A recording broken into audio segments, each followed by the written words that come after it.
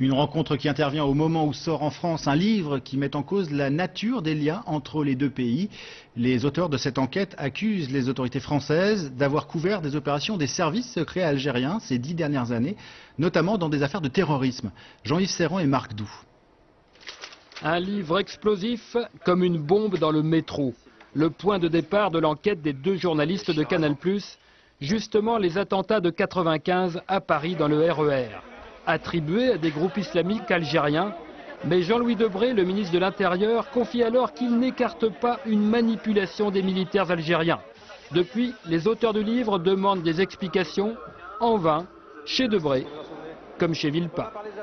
Je serais ravi en toute autre circonstance de répondre à une telle question.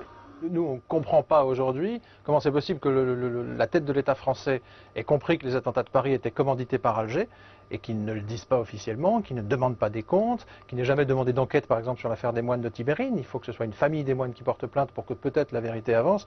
C'est impensable. On ne comprend pas pourquoi Paris protège Alger à ce point, quoi. En 93, 3 fonctionnaires français étaient enlevés à Alger par des islamistes armés. Libérés, ils sont mutés depuis aux îles Fidji. Aujourd'hui, les auteurs les ont retrouvés et affirment que l'opération était montée de toutes pièces avec la France. Jean-Charles Marcani, alors conseiller de Charles Pasqua, donne son feu vert à une opération de guerre psychologique pour enlever des fonctionnaires français, pour émouvoir l'opinion et pour justifier des rafles d'opposants algériens en France. On a vu Marcani à ce sujet, on a vu Pasqua. Marcani, en tout cas, confirme du bout des lèvres ce scénario hallucinant, quoi.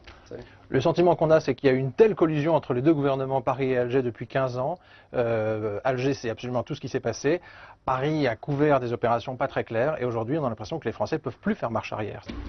De la vente d'armes au financement des partis politiques, le livre veut obliger les autorités des deux pays à dire aujourd'hui la vérité sur une histoire commune bien opaque.